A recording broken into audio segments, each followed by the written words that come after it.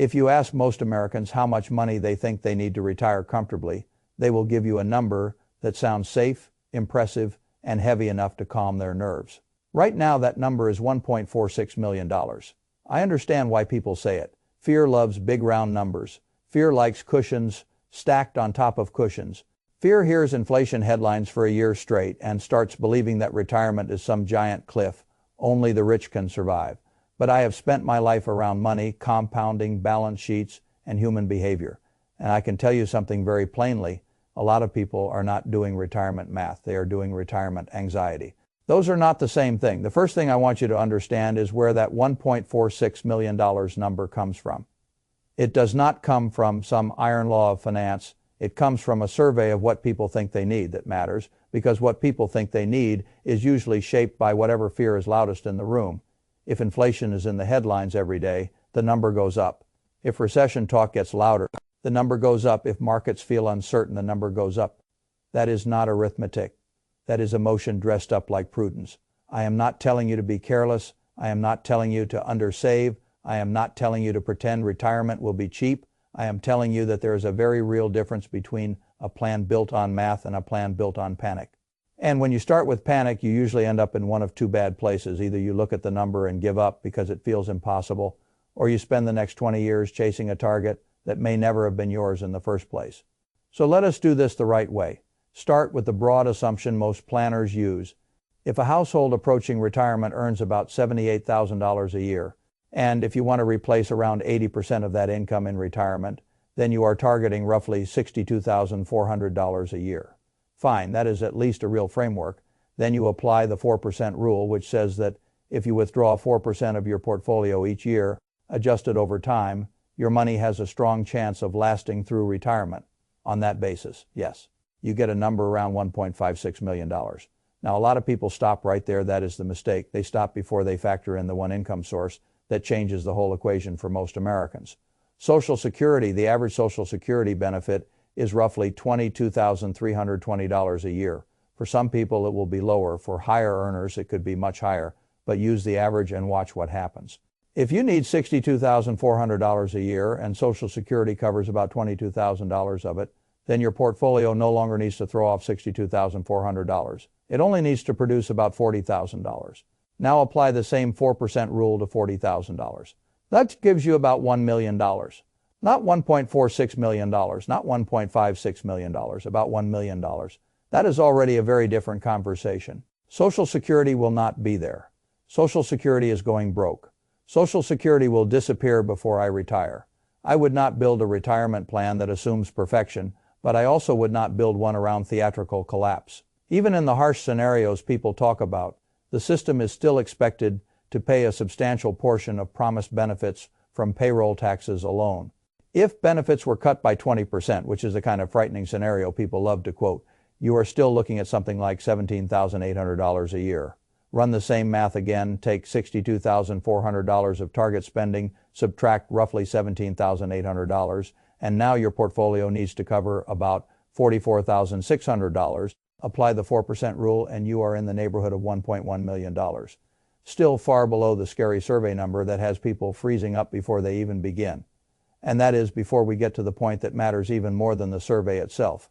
Your retirement number is not some national average floating in the sky. Your retirement number is tied to your actual expenses. That means if your house is paid off by retirement, your equation changes dramatically. The average mortgage payment in America is around $2,300 a month. That is $27,600 a year.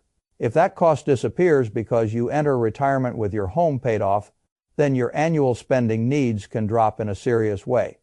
If your total annual expenses fall to around $45,000 and Social Security is still covering about $22,000 of that, then your portfolio only needs to provide around $23,000 a year at a 4% withdrawal rate.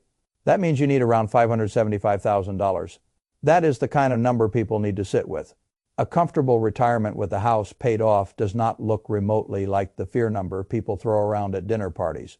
It looks much more ordinary, much more reachable, much more dependent on discipline than on miracles.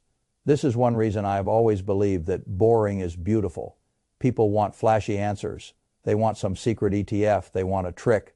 They want one lucky stock. But in retirement planning, Some of the most powerful moves are dull.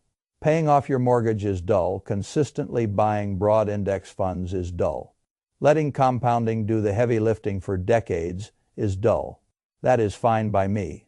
I have made a great deal of money in my life by being willing to look dull while other people chased excitement. Now let us make this practical. Say you are 30 years old.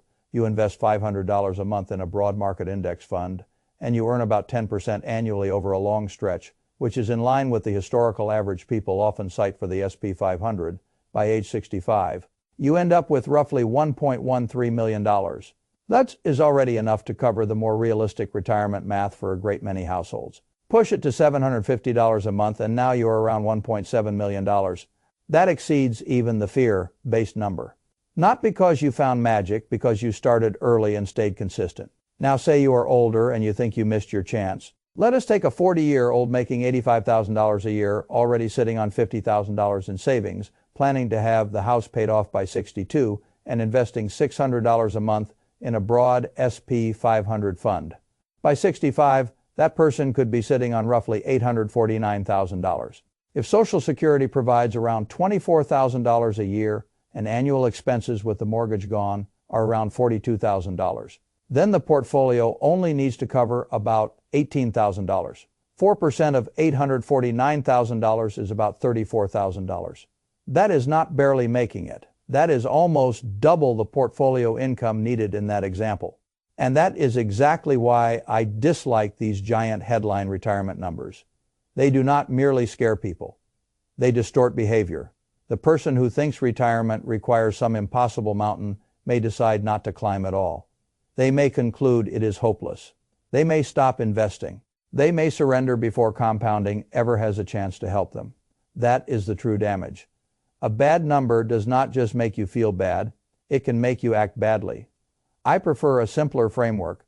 Know your real spending, subtract realistic Social Security income, account for whether the house will be paid off, use a conservative withdrawal rate, then save and invest consistently in assets you can actually hold through ugly markets. That last part matters more than most people admit. Retirement success is not just about choosing investments. It is about choosing a plan that you will not abandon the first time the market gives you a bloody nose. In my own approach, simplicity has always won. Broad market exposure, high-quality businesses, a structure I can understand, a strategy I can repeat. That is how wealth gets built. Not by turning every paycheck into a drama, not by trying to predict every twist in the economy, not by convincing yourself that you need some absurd number before you are allowed to feel secure. You need clarity more than you need drama. You need a real target more than you need a giant one. And you need to start more than you need to fantasize. So here is what I would tell you if we were sitting across the table from each other. Do not let a survey number talk you out of your future. Do not let inflation headlines bully you into paralysis. Do not let fear turn retirement into something mystical and unreachable.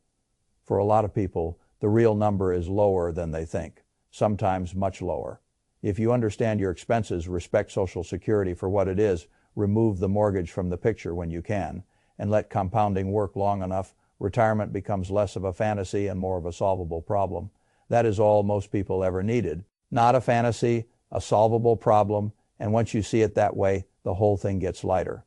You stop chasing a number that came from panic. You start building toward a number that came from math, and that is when retirement finally starts to look possible.